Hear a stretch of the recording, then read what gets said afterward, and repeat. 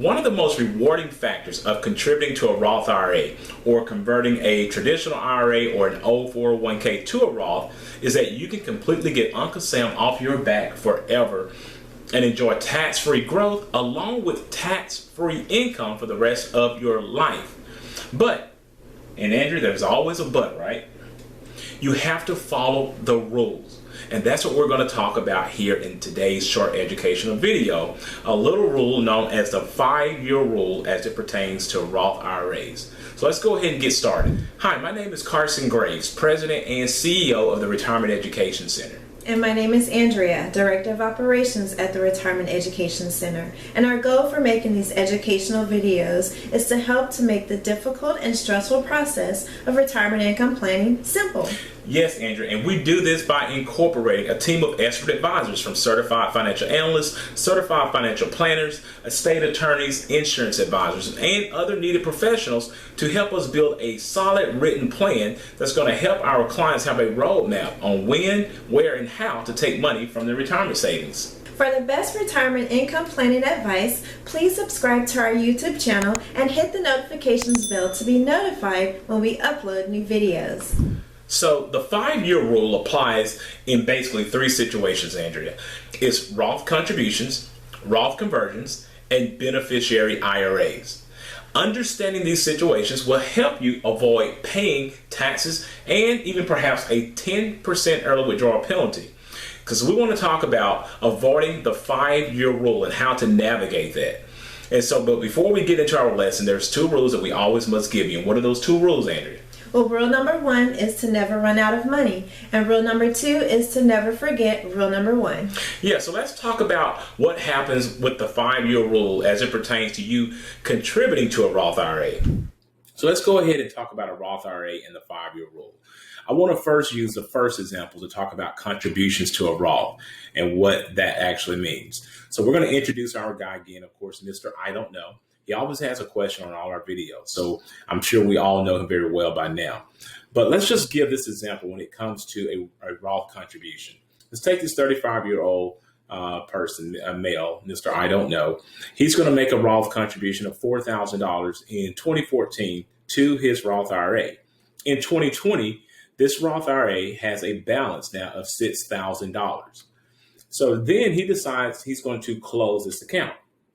This is considered a non-qualified distribution from that Roth IRA. So he is going to have to pay taxes of $2,000 on this money. That is the growth from that $4,000 to $6,000. He's going to have to pay taxes on this money. And because he's under 59 and a half, he's also going to have to pay a 10% penalty on this money as well. So if we assume that he's in a 24% tax bracket, he will have to pay from that $2,000 at 24%. He'll end up having to pay a little over $480 plus $200 in a penalty, a 10% penalty, for a total of $680. That's a huge bite out of your gains. Well, so my takeaway from that is with contributions, with your Roth, you can take money at any time and be tax and penalty free. Yes. But with earnings, you may have to pay taxes and penalties if you haven't held it for 5 years and if you're under the age of 59 and a half. Very fast learner, Andrew. Absolutely. So when it comes to contributing to a Roth IRA, just understand that you can take money anytime when you're contributing to a Roth, tax and penalty free. But your earnings, you may have to pay taxes and a penalty if you haven't held that account for 5 years and if you're under the age of 59 and a half. So let's move on to talking about actually doing a Roth conversion in the 5-year rule, because it's a little bit different.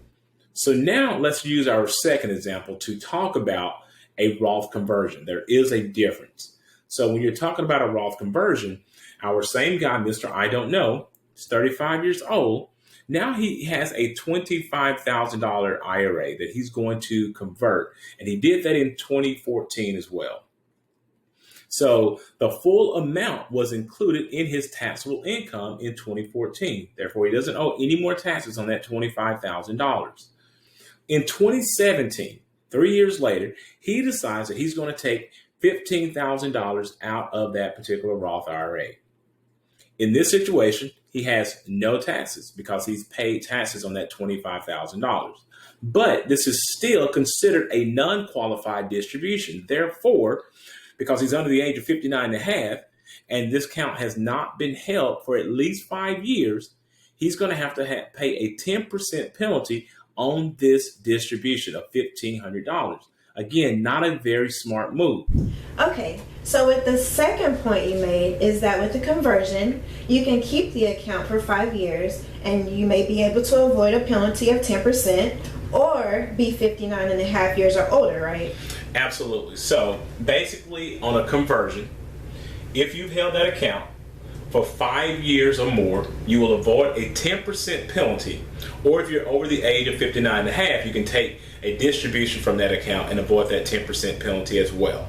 So now we're just going to talk about what is going to happen if you actually inherit an IRA. So this is going to be for beneficiaries in our next point. So now I want to talk about Roth beneficiaries. And so when it comes to Mr. I Don't Know, he has beneficiaries. He has a spouse. When it comes to a spouse, the rules are different than a non-spouse. A spouse can actually transfer a Roth IRA into their own IRA, or they can open up one and transfer that spousal IRA into that IRA as well. Now, when you open up an inherited IRA, you can actually stretch those payments over your lifespan if you are the spouse, or you even have the option to stretch it out over the original account holder's lifespan. If they are younger, that could be a viable option for you. You can also choose to take a lump sum distribution from that Roth IRA that you inherited. Understand, distributions from a inherited IRA are not taxable only if the 5-year rule has been met. So if it hasn't been met, those rules still apply and you can have a taxable event from that Roth distribution. When it comes to non-spouse beneficiaries, things have changed dramatically. Because of the Secure Act, you can no longer stretch, if you're a non-spouse, that IRA over your lifespan. So therefore, if you get an IRA from a beneficiary as a non-spouse, all of those funds, whether it's a traditional IRA or Roth IRA, has to be out within 10 years after the death of the original account holder. The 5-year rule still applies. If that account has not been in place for at least 5 years, you still could actually have penalties or taxes on those dollars. So you have to be careful about that as well. So I hope that this information that we shared with you today will help you understand how to navigate the 5-year rule as it pertains to the Roth IRAs. It's a very important rule that you have to make sure that you understand. So what we would like for you to do is please, if you have any questions or comments, please leave them in the section below. And also do not forget to subscribe to our channel. To learn more about our services and how we can help you to increase your chances of not outliving your retirement savings, make sure to click on the link in the description below and sign up for our free Maximizing Your Retirement Income Masterclass. After this video, check out our other videos that we've created that will help to give you tips on how to maximize your retirement. Also, if you like this video, please give it a thumbs up, subscribe to our YouTube channel, and share it with a friend. Thanks for watching, and remember, if you have questions, we have answers.